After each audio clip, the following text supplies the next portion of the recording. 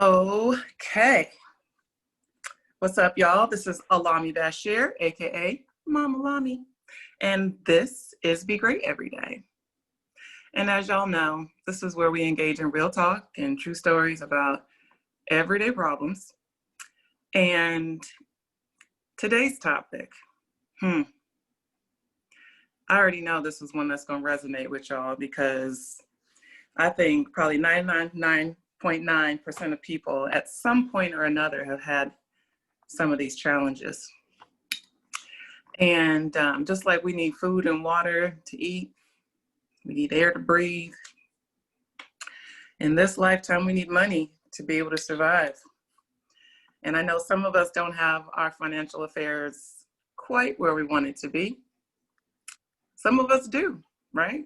Some of us have figured it out to where we're making the kind of money that we want to make. We're learning, or we have learned how to invest it, how to preserve it, how to protect it, how to grow it. Some of us exponentially, and it's not an issue. But what I'm pretty sure I know to be true is that the large majority of us are not living in the lap of luxury as we would prefer.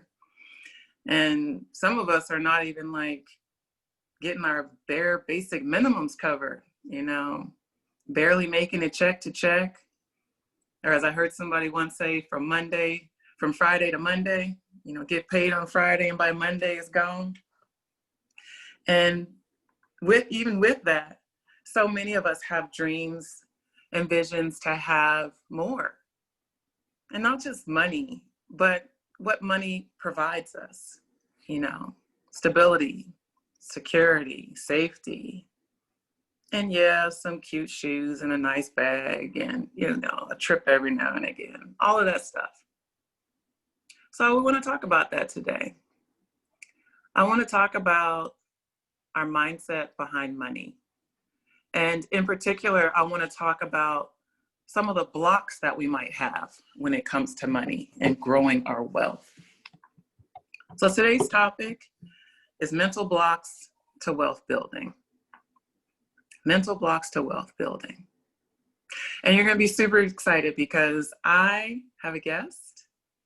And I know y'all like to hear me talk. I say that tongue in cheek because I don't even like to hear myself talk all the time. So I love to have a guest. And this particular guest, she comes to, I just remembered I forgot something, but I'll let her introduce herself with more detail to tell you all about the ins and outs of what she really does. But my guest today is a financial expert. She works in financial services. She helps people every day do much of what we're talking about is protect their wealth, invest their wealth, manage and grow their wealth. And I'll let her tell you more about all those things and how maybe she may be able to help you. But she's going to help me dive underneath some of these mental blocks that people have to money. Like, how can you grow money without first having the first step, which is the mindset to want to grow your money? Like, you got to want it first, right? Money don't grow on trees, as they say. I still ain't seen it. My mom used to say it all the time, and she's right. I still ain't seen it. So there's some intentional things that we have to do, practically and behaviorally. But even before we get to that, it's a mindset. So I'd like to formally introduce Miss Shantania Leggins. I got it right? You did. Incredible. Yes, I've been working on it. Now, what I didn't capture again, I know we've talked about your business and some of the services you offer, but tell me the name of your firm again. Sure. It's Leggins Financial Architect. Leggins Financial Architect. And we're going to drop the website. Go ahead and plug the website while we say it. Go ahead. What is it? Absolutely. So you can follow us on social media. It's at Leggins_Financial Architects. And then also at Wealth, the and sign, Elegant. So that's where you can find me directly. Leggins Financial Architects is actually our firm. My husband and I, we built it together. We work in it together. But you know, as I was sharing my introduction, along the way, I realized we had to do something for the ladies. Yeah, yeah. And I want to hear more about that because I feel like I need to be a team member or ambassador of whatever that is in its fullness, because I'm gonna tell y'all and keep it real. My audience knows I don't sugarcoat a lot. I'm transparent on a lot of different levels. Is that I see a lot of money come through my bank account and I see a lot of money leave my bank account. And so although I might be on some level, you know, representing that, she's being successful, but I'm not seeing enough of it retained in I'm not investing enough of it in all the right places. And I know there's some particular issues that you know are unique to women, right? And that in women managing wealth. And so I want to have you talk more about that. And again, you guys, I'll have all of her contact info in the description. You guys will be able to get the links and stuff so that you can follow up with more detail. But Shantania, tell us more about what you do. Awesome. I sure will. So thank you so much. Thank you so much for having me on, talking about money, whether it's women in money or whether it's just talking about wealth in general. That's my vibe. Like I Yeah, absolutely get excited about it, right? I know money is a topic that many people don't get excited about unless we're right, talking about spending it, right? But I get excited about talking about the rules to the game, right? And so yeah, a little bit about, you know, how we found ourselves here. I spent 8.5 years in corporate America, right? Was introduced to the financial services industry at a very young age, got fully licensed in the industry, right? But I was very, very young. Actually, to be exact, I was about 19 years old, right? And wow, so, but you know, I was excited about it, but I didn't have the belief level. So continued on my journey in corporate America, fast forward some years, I said, you know what, it was still in my belly. You know, I wanted to do this deal. And so I went back to it. And so my husband and I, you know, we built a financial services firm from scratch, relocated from Louisiana to Texas.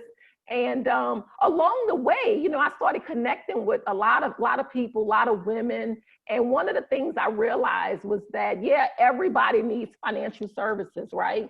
But right, when I would connect with the ladies, I realized there was some special needs, right? You know, I would connect with women who were what I call boss chicks in their own right, right?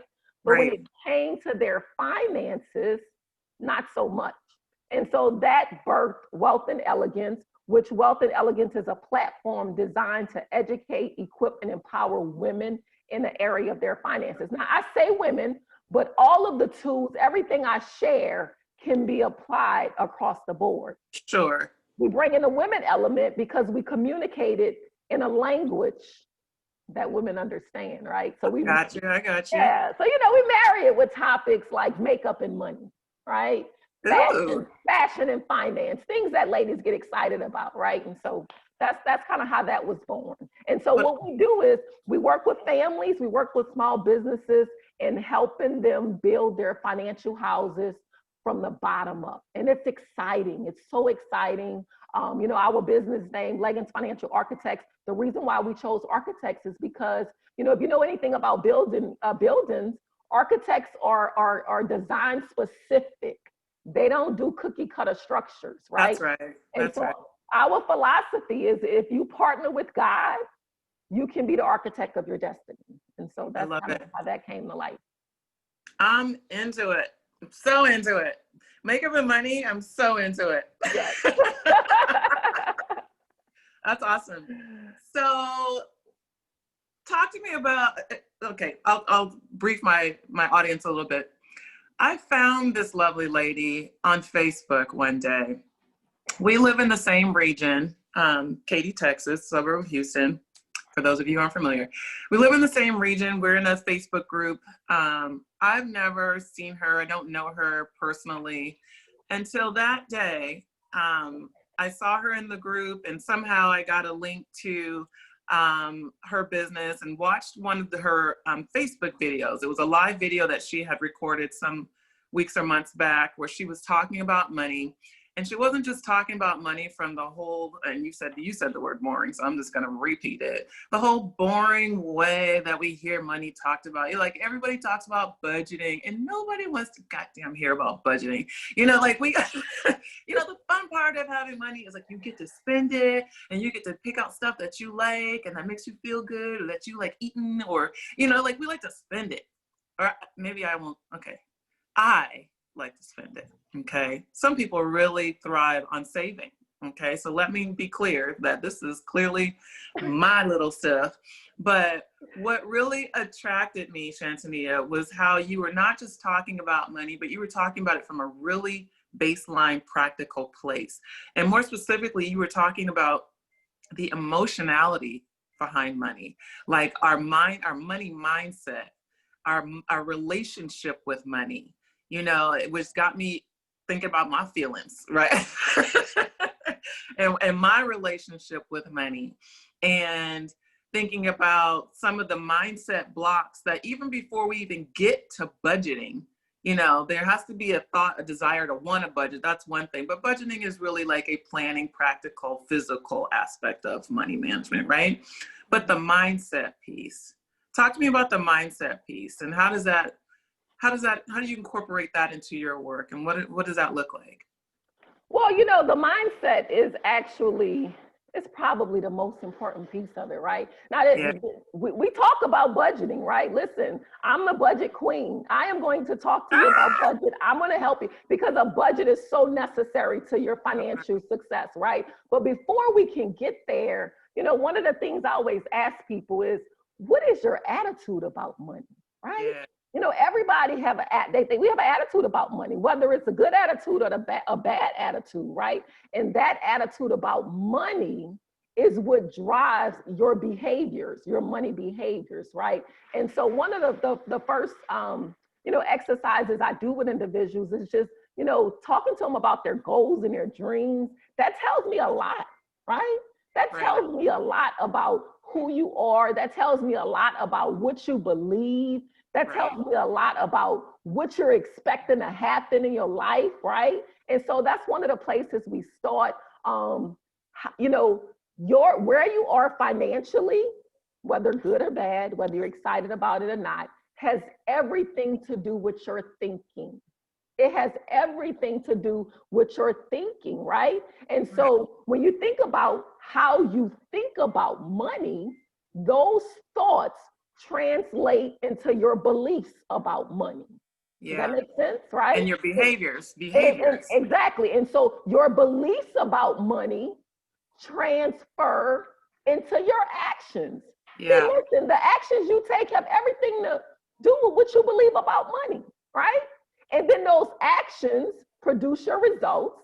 And so what happens is you get those results that were based upon your actions, that was based upon your belief, that was based upon your thinking. Right. And those results tell you that the way you thought about it was correct. So guess what you do? You keep that stinking thinking, or you keep that great thinking. It happens either way, right? Yeah. Whether you have the right thoughts or whether you have the wrong thoughts. So that's why everything begins with changing your thinking. See, do you believe money is in abundance or do you believe it's scarce? See, however you believe, that's going to have everything to do with what you do. 100% agree with that. Yeah, I 100% agree with that. And I don't think we talk about that part enough. And if we can even go into like how families talk about money, right? And that, of course, varies depending on who's in the family, what kind of education they had coming up. When I think about my parents were working class people, did not come from wealth. I mean, it was just the opposite. It come from very impoverished upbringing. So for us to be middle class, that was a win, right? And now me, as I move forward in my life, I'm like, middle class is cool, but I'm ready to take it up a notch to that luxury level living, right? That's the kind of mindset that I want to reinforce in my children. But when I think about like the kind of conversations that I'm having with my children now versus conversations that my parents had with me, they're very different. the mindset is very different, because my parents were all about, spend and get what you want, save a little, spend, get what you want. But the save conversation was very small. Mm-hmm. I don't know that anybody ever talked to me about budgeting, ever. Mm-hmm. And so it's just really interesting to kind of compare and contrast even within my own life. But I can't agree with you more that it really starts with your thoughts, your belief system that then translates into your practical behavior. Absolutely. As a life coach, I work with folks who come to me with an assortment and a variety of issues, right? And things that they are wanting to improve about themselves. Mm-hmm. And money comes up a lot. It comes up a lot. And for me, I'm not in financial services, so it's only so far that I'm able to take them before I refer them to somebody who can help them on a next level. Mm-hmm. But I'm always starting with the vision. I hear people talk about, well, I just want to be rich, or I want to be wealthy, or I want to just feel stable. Well, how much money is that really? Mm-hmm. So much of what we aspire to do requires vision, foresight, planning, right? But it starts with a vision. So how do you help your clients who want to change their circumstances, but really don't have vision? That's a great question. And one of the exercises we do in the very beginning of our meetings together is helping people dream again. Yeah. And I say dream again because unfortunately, many people, they've lost the ability to dream simply Big time. because they don't see a way of making it happen anyway, right? Right. And so one of the questions I'll ask people, if you had a blank check, right? If you had a blank check, what would your life look like? And I usually, if they can't come up with stuff, some people can just rattle off stuff, but then some people you got to prod a little bit. So I'll say, what is your life? What would your life look like as it relates to where you live, where you travel, what you drive, Right. all that kind of stuff, right? And I notice their facial expressions change. They have a little bit more energy. They get into it because they start dreaming, right? Right. And so if we can help them paint a picture of the possibilities, then I can help them, once they connect with those possibilities, Right. then I can say, why not? Right? Yeah, And so absolutely. you have to wake up those dreams on the inside of you. Just think about it. When we were little kids, that was nothing we didn't think we could do. Matter of fact, graduating from high school, most high schoolers, they have big goals, big dreams. Right. They're going to conquer the world. If you ask them where you're going to be 5-10 years out, they're going to paint you a picture. Right. Catch up with most of them about 5 years Right. out of high school. Right. Right? Not so much. And that's because, life happens, it beats up on you, right? But you have to master the ability to hold on to those dreams, right? Not hold on to those dreams. And then the second part of that, be willing to do the work. Yes. Yes. So that's where I catch them, is on the front end of needing to create the vision, to really go back into, like you say, that playful part of self that is not hard pressed about the why or the how, but the what of what they want. Yeah, right. So I really love what you just said, the blank check idea. I like that. I like that a lot. Now, there's so many parallels when we talk about mindset in general. It's not, we can insert money here, but we could also insert relationships or career. It's like mindset and what we believe to be true about ourselves or our ability, that just translates into different arenas. We're talking about money in this particular instance, but as we're breaking down some of the mental blocks to wealth building, I know that one's sense of self plays a really integral role in wealth building. And what I mean by that is, and this was me at one point in my life, I didn't identify with wealthy people. I othered them. Okay. My identity was like of, rob Peter to pay Paul. That was my money mindset. So anytime I was in a room with people who were affluent, I felt out of place. I felt like I didn't belong there. And so when I was working in my own life to try to switch the gear, that was part of my visioning, was reimagining my identity as one of them, you know? So can you talk to us at all about, like, and correct me if I'm going too far into another wheelhouse, but I feel like one's sense of worth and their sense of self is directly connected to their relationship with money. If you don't feel like you deserve more, then why would you aspire to get more? You understand what I'm saying?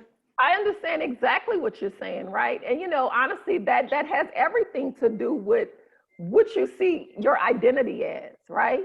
When you know, self-esteem starts with self.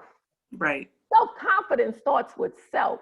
Right. And so, not to get too biblical, if you will, but it requires you go back to the creator, if we can be honest. See, every creation comes from a creator with some instructions. Right. So you might need to go back to your instruction manual and see what the creator said about this creation. He Right. said, I'm supposed to live in abundance, right? Right.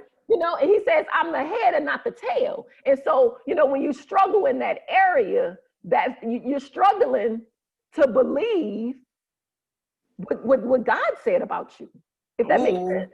Oh, child. Yes. So when you go back and dig into the instruction manual, then you shouldn't have, you know, thought processes of non-belief. You should be able to believe that you're right.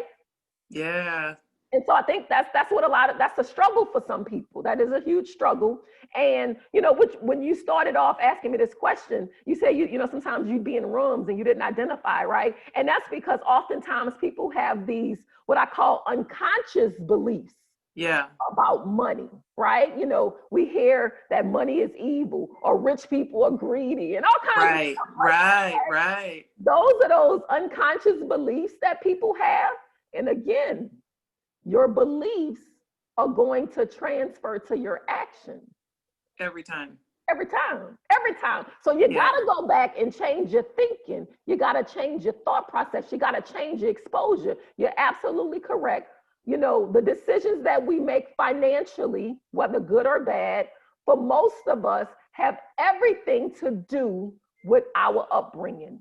They have everything to do with what we've been taught about money. And unfortunately, like you mentioned earlier, in many households, they don't have money conversations. Yeah. Even in my house growing up, the money conversations we had were around the lack of it.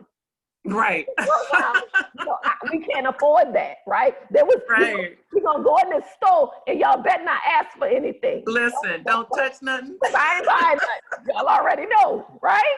And so, listen, that's what you get all your life. And for most people, when they get to adulthood and they start making their own money, look, they remember all of the times they couldn't buy stuff. So they go off, they get off the chain, right? Yes. So, but what you got to do is you got to flip the script. You got to change your thinking. You change your thinking, you change your life, right? And one of the ways I teach my clients and my team, you know, how to change your thinking. There's a process to it. Listen. I call it RLAA. What are you reading? See, what are you reading about money? What are you reading about growing in your industry? What are you reading about getting better, right? Yeah. What are you listening to? See, you gotta protect your ear gates. You can't listen to everything. You can't listen to everybody, right? Let me write this down. Look, I tell you all the time. Don't look, you know, everybody want to give you advice, right? Everybody want to give you advice. You can be nice and cordial, but listen, if your life is not representative of where I want to go or something I aspire to, listen, don't talk to me. There's no, I can't listen to you. Yeah. Right. And so, you know, what are you listening to?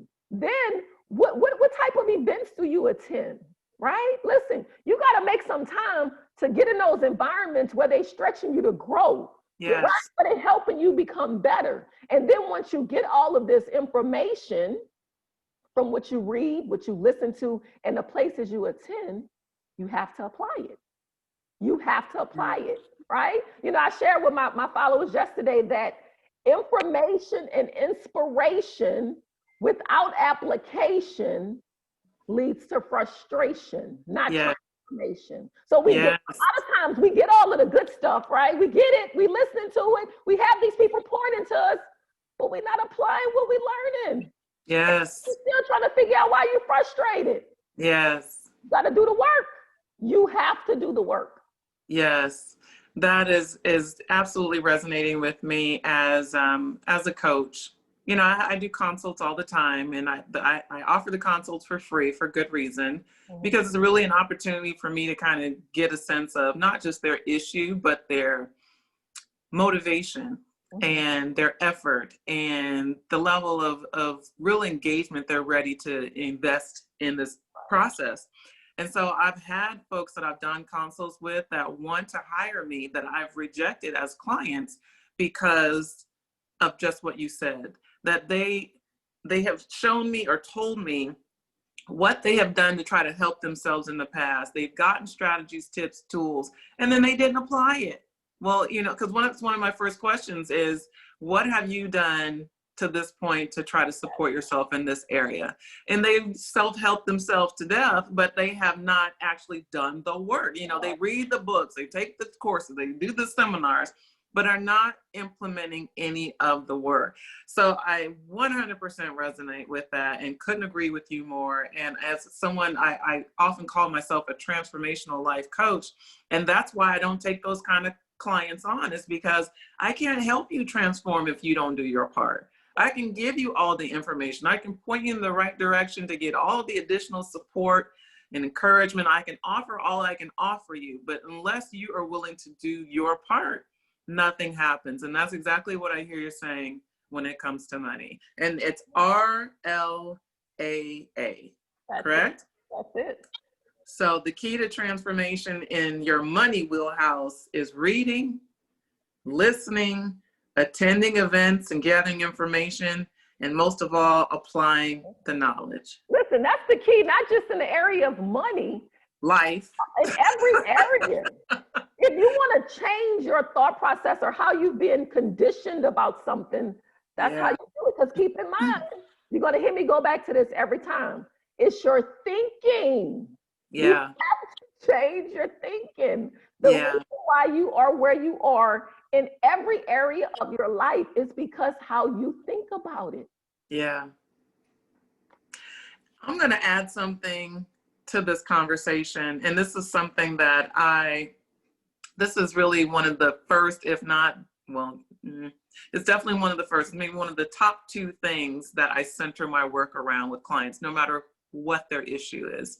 The first one is mindfulness, just being aware of what the issue or problem is. You know, so when you were talking about folks that keep thinking, doing the same thing over and over and over and over and still getting the same result and wondering why. So they're not mindful. They're not even stopping to take inventory of the fact that that's really not working for you. You know, those behaviors, that thought process, that mindset is really ineffective. The second piece is their self-talk. So when I work with clients to help them recalibrate their mindset around something, again, mindfulness, being aware. And then once you're aware, it's really starting to dissect what your self-talk is.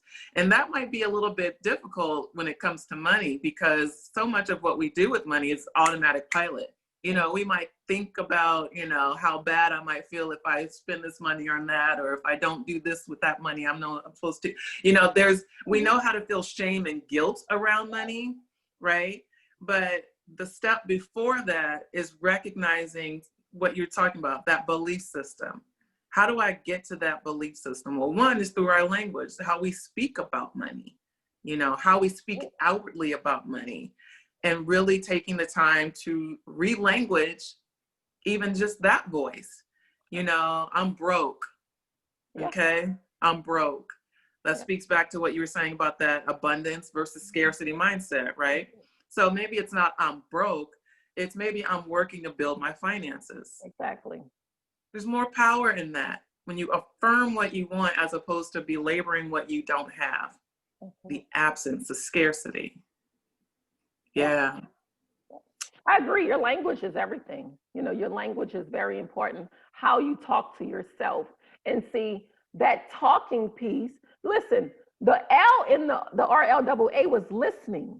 That's Yeah. listening to others, but when you're Yourself. talking to yourself, you're hearing that, right? And so you got to be really mindful of your language in which you say. Language is important. You think about it, you know, back in Bible days when they was building the Tower of Babel, right? They were all speaking the same language, and they was gonna build this tower up to heaven, right? God, now you know God could have blew that thing down. He could have did whatever he wanted to do, but he knew. He said, you know, when man is on one accord and they speak in the same language, there is nothing man can't do. So that's why you had to go confuse the language. So listen, your language is so important. What are you saying over yourself? Like you say, what are you saying about your finances? See, every day you got to get up and you got to speak those things that are not as though they are. See, that's where faith comes in. Speak That's what it is. and what that does is you're speaking it, you're hearing it, and you know, I don't know about you, but I just believe unconsciously the universe is figuring out a way to make it happen. Every time. Every time. And you know, it's just amazing how that works. Because what you're starting to do is when you hear it over and over and over, you're starting to create a belief for it. Right. So remember what we said. When you get a belief, you're going to see it in your actions, and then you're going to start seeing it in your results. And so then you like, hey, that's working. I got to think about it this way. And it's just a continuous cycle. Yeah. 100%. Another thing just came to mind. Another way when I'm working with clients on mindset, and some folks take to this and some folks don't. When we talk about listening to yourself and really paying more conscious attention to your self-talk, there's no greater way to do that than through journaling, writing out your thoughts. So for those of you who are trying to figure out, you're listening to this right now or watching this on YouTube and you're thinking, yeah, I agree with everything they're saying, but I still, how do I catch myself in what I'm thinking, you know? Or how do I catch myself talking? Because we just talk and we're just who we naturally are unless someone else catches it for us, right? And so that's where, again, coaching or working with a partner such as Shantania, that's where that comes in, is someone to help you see yourself differently, catch up on yourself, hear yourself out loud. You know, if you're trying to understand really what your money mindset is, maybe you do need to talk to somebody about it. And if you're not in position to be able to talk to somebody about it, journaling is key. So writing, you know, write the story of how you first learned about money. Think about the first time you got money as a kid. What did you do with it? You know, what did you see the people around you and your family doing with money? How well do you manage your money now? What are some things that you want to improve upon? You know, what are some of the things that you're doing that are already great? You know, so really taking that time to dissect your values, your attitude and beliefs, all the things that we're talking about, to do that in written form is a great way to get started, right? It's a great way to get started. And then once you get a better understanding around your mindset around money, what would you say is the next step? You know, I think once you get a handle on your mindset and your thought process about money, then I think it's time to dive in and take action. And, you know, it's one of those things where, you know, how do you eat an elephant one bite at a time? Money can be an overwhelming topic, right? And especially depending upon what your background is and, you know, where you come from as it relates to money, it can be a real heavy topic, right? Emotional, right? You know, for some people, money evokes shame, fear, all of that stuff, right? So it can really be a heavy topic. And so I think once you get your mindset around it, once you say, okay, you know what, I'm ready to dive in and let's go to work, right? One of the first things I am going to have a conversation with people about is, one of the first questions I ask all the time is, do you budget? Now, I know, everybody have different beliefs around budgeting, right? There are a lot of myths around budgeting as well. But I believe that budgeting is one of the most basic things you can do as it relates to your finances, because basically what it does is it helps you identify what's coming in and what's going out, right? And if you don't have, and the reality is a lot of people don't even have a handle on that.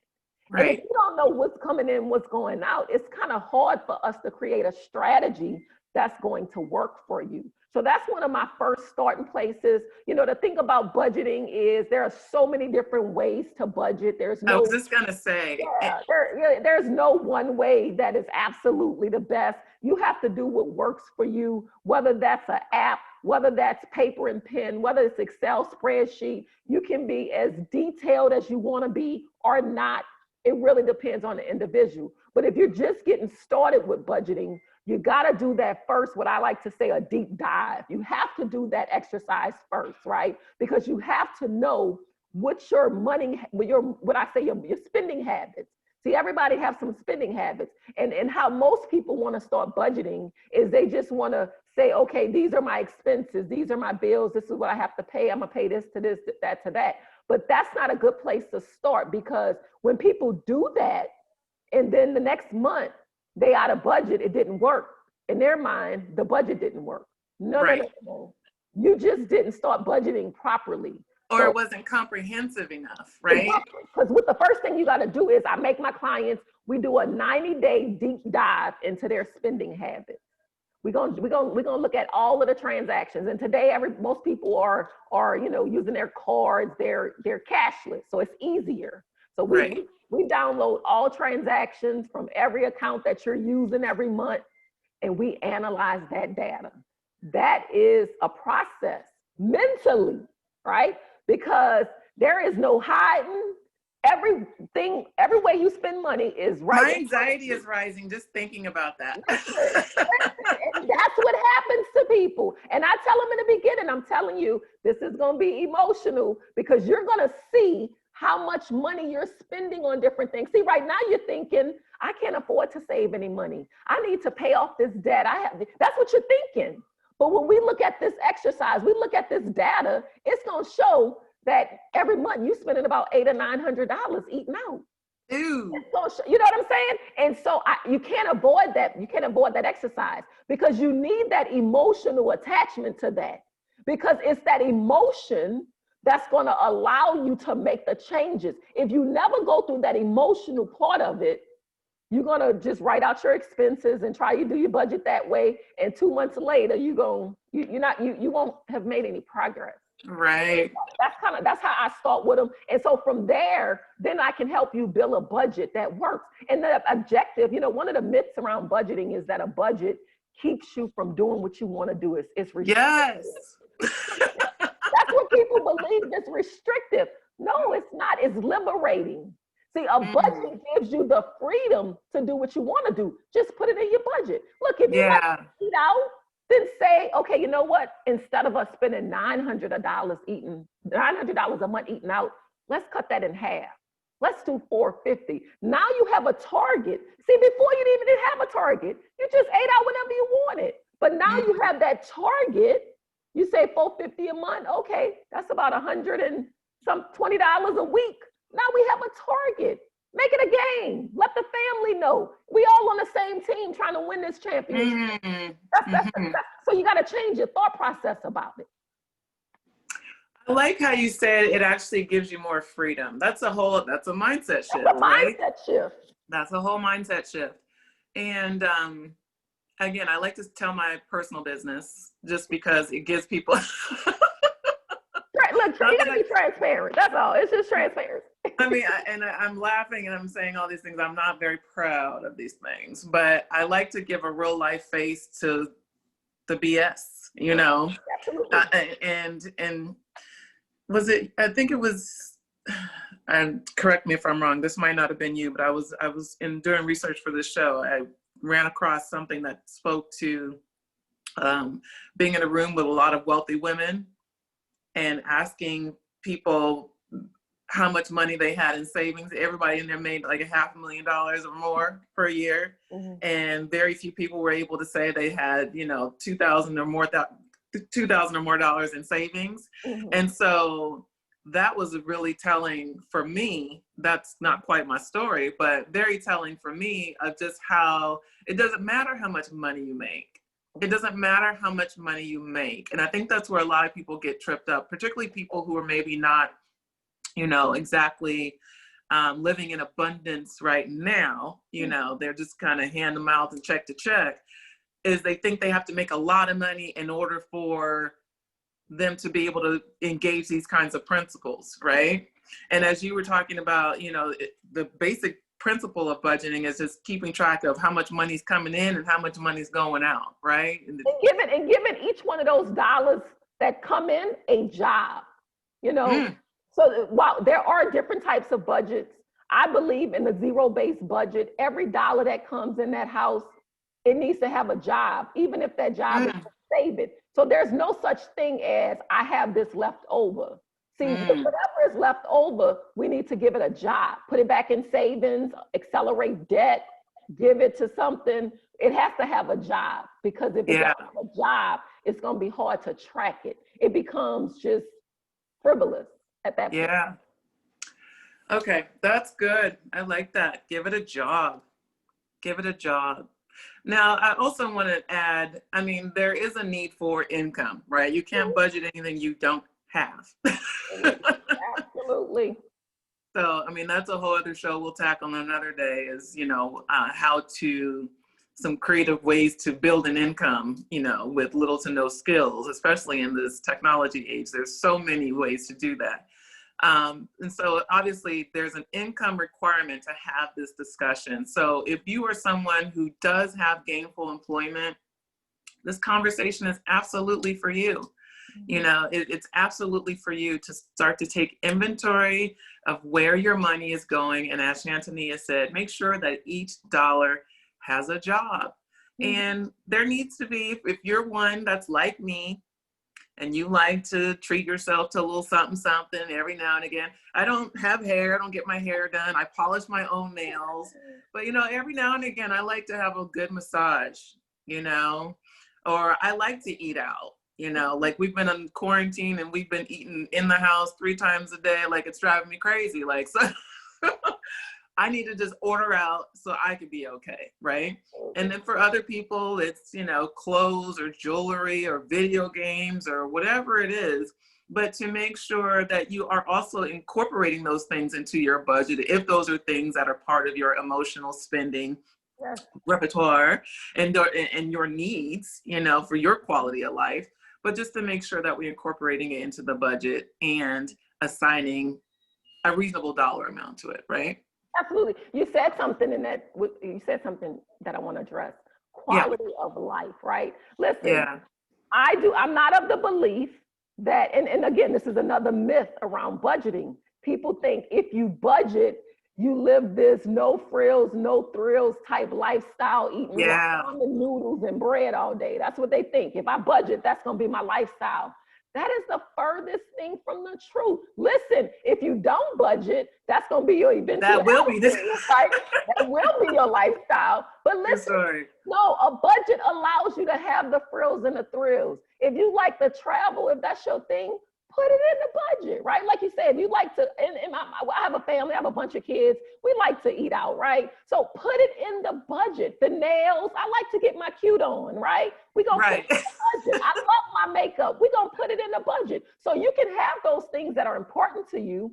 It's just put it in the budget. And I promise you, if you try it, you will feel so much good about the purchases. You're not going to feel guilty. See, when you go out there and you buy those shoes or you buy that purse, you're not going to have that guilt trip that comes along when you're spending money on stuff that you know you couldn't afford, or I should have paid this bill, but I bought this. Then the next week you're feeling guilty about it. You have buyer's remorse. But if you put it in the budget, guess what? When you buy it, you're free and you feel good about your purchase. Yeah. And you know what? That lends itself to quality of life, because we may or may not recognize it, that when we guilt and shame ourselves after things, like I just did an episode about conscious eating, and like that guilt and shame after you eat something you know you shouldn't have eaten, and now you got to live with that, and how that breaks down the body emotionally, Yes. right? And so the inverse is also true, that when we start making conscious decisions that are in our best interest, it adds more quality to our life. We feel better about ourselves, and not just feel better, but we're also obviously creating more opportunities in our lives that otherwise we wouldn't have if we were still frivolously just throwing our money away in all the ways that we have been doing. So, See, quality of life, to determine your quality of life, right? You take your income minus your expenses, and what you have left gives you an idea of the type of quality of life you can have. And so when you say income minus expenses. income minus your expenses, and that tells you what kind of quality of life you can afford to have, right? Wow. And so, you know, like you mentioned earlier, look, if you're not satisfied with that quality of life figure is, you have one or two options, maybe both, but at least one or the other. You have to figure out how to make more money, or you have to figure out how to decrease your expenses. Now, if you could do both of them, that's great. At minimum, you have to do one or the other if you want to improve your quality of life. So, I mean, we hear this equation all the time, is income minus expenses is what we have left over. But to actually label that as quality, and I like directly identify that as quality of life, that's brilliant. Because I don't think people really look at it that way. Exactly. You know, if you... Most people live off of their income, right? See, it's not what you make, it's what you keep that matters. That's right. You can make a six-figure income, but if you spend six figures, right, you're probably in the negative, right? Right. And so I think a lot of times people get caught up on income, and it's really not about income. It's about assets. It's about net worth. It's about creating real wealth. Because income can be taken away. Hence, a couple months ago, quite a few people income was taken away. So income, you know, that's relative. It's about creating assets and wealth. We're definitely going to have to do a part 2 to this at a later date to talk about that next level. So once you have started budgeting and kind of got yourself stabilized and you're living within your means, how do you then start to look at what are kinds of considerations in growing the wealth? I already know that's going to be a part 2. We'll come back to that. Yeah, but no, this is a great first start. So I know you mentioned something about, or maybe this was me mentioning a budget tool. Is there a budgeting tool on your website? So no, there is not a budgeting tool on my website. Okay. I actually, I work with clients either individually or in small group settings. And I, you know, we actually work through the tools together. And so, you know, right now, I'll be honest with you, one of the reasons I started helping people with budgeting, I haven't always done that, not as part of my practice. I literally would go sit down with a family and, you know, we talk about their goals. I help them set up retirement. We do that piece. We do insurance, all of that. And a couple years ago, I started realizing that, you know, people just need more help, right? I mean, basic help. Right. You know, if I sit down with you and I ask you, you know, what's your income, and you don't know, or, you know, how much a month you're spending on this, and you don't know, that's a problem. And so I started backtracking, and, you know, I was working with a few clients, just kind of helping them do their budget. And I realized that, oh my goodness, I got to go back to the basics, right? And so for the last few years, I've kind of incorporated that into our practice. So I'll definitely work with individuals, either individual or in a small group, and helping them do that budgeting piece. That budgeting piece is very freeing. Yeah. It's very freeing. I promise you that. Look, for the listeners, if you go do just that little piece of work, download 90 days of your activity and analyzing that information, right? Looking at over the last 90 days, how much money you spent eating out, how much money you spent shopping, how much money you spend in different categories. That's going to set you free, I promise you. It's going to set you free in a lot of different areas. I mean, you know, there's still some work you probably have to do, but that alone is going to set you free. I'm going to do it. I'm going to do it. Absolutely. I'm definitely going to do that. So let's see. God, the time runs so quickly. I know. I want to just recap um, some of the things that we've said, the key points, the key considerations or strategies for people who are wanting to shift their money mindset, Okay. wanting to move beyond these mental blocks. And actually, if I can just reiterate what I found to be some really common mental blocks and just clients that I work with and myself personally, and I'll just go through them really quickly. So I spoke about a lack of vision, folks not having a clear idea of where they're trying to go. They just know they're not happy with what's happening, but don't really have a clear vision of where they're trying to build to. Another mental block, poor sense of self. So they don't identify with being wealthy or someone who is affluent. They have a low sense of self-worth and don't feel like they deserve it. We've talked about this, but not in such clear, plain terms. A mental block is failure to hold themselves accountable to ineffective behaviors. So you keep spending up all your money and not taking inventory of what's coming in and what's going out and wondering why there's nothing left over at the end for your quality of life. Low self-confidence, another mental block. So if you don't see yourself as being not just worthy, but capable of staying on task to a budget, right? And that was my issue. That's why I fell off the wagon. But I'm renewed and reinvigorated by this conversation, Ms. Shantania. I really am. And so I see myself as being capable. And so I'm going to follow through on that so I can push through that block for myself. Something that we didn't quite touch on, but I'm going to just mention it briefly here, is I know one big mental block, or actually it's two separate, but of the same, folks that are overly independent. So I don't want no help from nobody. When we talk about wealth building, sometimes you got to get help from somebody, you know, whether it's a lender from a bank or a family friend or someone, particularly if you have a side business or a side hustle, because I see a lot of folks that are just that are paying for their business ventures straight out of their pocket with no other income source. And then they're depleting their personal finances. Their business finance doesn't have enough to sustain itself. And they're finding themselves unable to, build their wealth.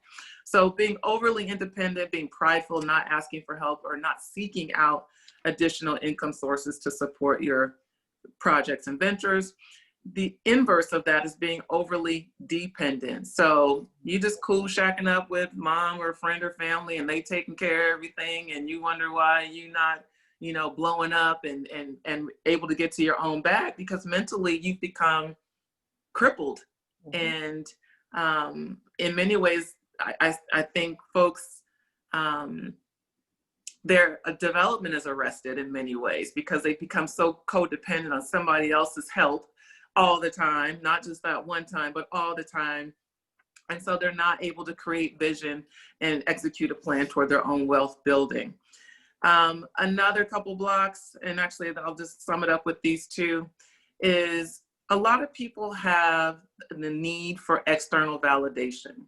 So they overspend, they extend themselves in ways that are not reasonable on any level because they try to keep up with the Joneses, trying to have the latest gear or be able to say they did X, Y, or Z activity that's, looked up or revered by their friends or their community. They're too busy trying to impress other people and drive themselves to the poorhouse in the meantime. Lastly, and actually there's two more. You mentioned already a lack of education and information as a mental block, right? Is that people are not just not taking care of business, but they're not even trying to learn how to do it differently. And obviously, if you're listening to this episode right now, that tells us right now that you are wanting to do it differently. So I hope that you will take heed to some of these strategies and actually implement. And last but not least is that people have the last mental block I'll mention is that people have a fear of failure and or success. So I'm not going to even try to budget because I already know I'm not going to be good at it. Or I'm not going to even try to save my money and build my wealth because, oh my God, if I really do that, then what will everybody else say about me? And What, you know, how will I still connect with my family? Are they going to be looking at me different or think I'm too good now or I'm better than you? All of that stinking thinking, all that self-sabotaging thinking and thought and beliefs, all those limiting beliefs and self-sabotaging thoughts are many reasons why people are not executing what they need in order to build wealth in their lives. So I just wanted to touch on those really quickly. And if you can, one last time, take us through your acronym. I think we have less than 2 minutes, or Okay. maybe we have 2 minutes. Take us through your acronym. What do people need to do to shift their money mindset? So basically, to shift your money mindset, you know, you gotta watch what you're reading. You gotta watch what you're reading. Make sure you're reading stuff that is beneficial, that's gonna take you in that direction. You gotta listen to the right people. That's including yourself. Make sure you're saying the right things to yourself, because know that you're listening to yourself, right? You gotta attend events that's gonna help you stretch your thinking and stretch your vision. You cannot stretch your own vision. And then lastly, you got to apply the information that you're learning. You got to make sure you apply it, right? And so that's the acronym that I shared. But let me, in less than 60 seconds, let me share this last one with you. Listen, you are where you are as a result of your thinking and then your habits, right? And so as it relates to habits, the H in habits, you have to have a healthy perspective. See, do you see the glass half full or half empty? Your perspective on your financial situation has everything to do with it, right? So no matter what you've done so far, you got to have a healthy perspective about it. The A, ask for help. Ask people for help. Listen, you don't know what you don't know. There's some information out there that you don't know that can be beneficial to you. Ask for help. The B in habits is be kind to yourself. The reality is you don't have to go far to find somebody that'll be willing to beat up on you. You don't need to be one of them. You don't need to be one of them. Be kind to yourself, right? Think about the big picture. Why is it necessary for you to be successful financially? Everybody has a why they got to get the job done, right? So be kind. Think about that and be kind to yourself when maybe you seek out to budget and you go over budget the next month, right? Be kind to yourself. Keep the big picture at the forefront. Then you got to investigate and make changes. See, the I is for investigate and make changes, right? As you go through that budgeting exercise, you're going to see some things that you can improve upon. Make the adjustments. The T in habits is you have to trust the process. Listen, you did not get in whatever financial situation you're in overnight. Yes. You're not going to get out overnight. You got to trust the process, right? And we know with the process of things, there comes some pain sometimes, but you can't give up. You got to remember the promise, right? And that's going to take you to the purpose. So you got to trust the process. And then the S in habits, you got to celebrate the small wins. Look, give yourself a pat on the back just for listening today, right? Yes. And you go on and you do that budgeting exercise, you celebrate yourself again. You got to make sure you always celebrate the small wins. I love that. I super love that. That's a great way to end the show. I so thank you for joining us today. I know this is going to bless somebody, pointing at myself, and and those listening as well, Shantania. I really can't thank you enough. This was amazing.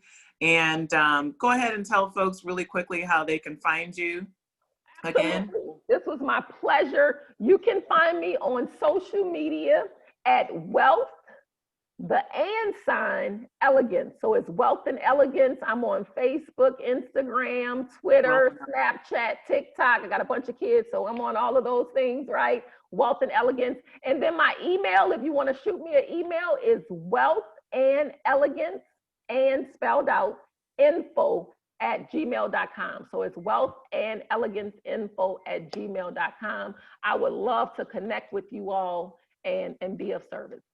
Yes, ma'am. And I'm going to include all of that, all those details in the description so folks will have it readily and it'll be easily accessible. I thank you again. I'm so humbled and so grateful for you today. You've blessed me in more ways than you know. And yeah, I'm pretty sure I'm going to tap your shoulder for a part 2. So stay tuned for that. I thank you all for listening, for watching. If you're in YouTube land, I hope that you love this, because I did, and I feel like I'm so ready to like go budget now. Like I'm excited about it. I'm not like dreading it right now. So if you love this content, please like, subscribe, share, tell a friend. Like, subscribe, share, tell a friend. Like, subscribe, share, tell a friend. And yeah, let me know how it works out for you. If you do your 90-day budget, 90-day review and start doing a budget, let us know how it works out for you.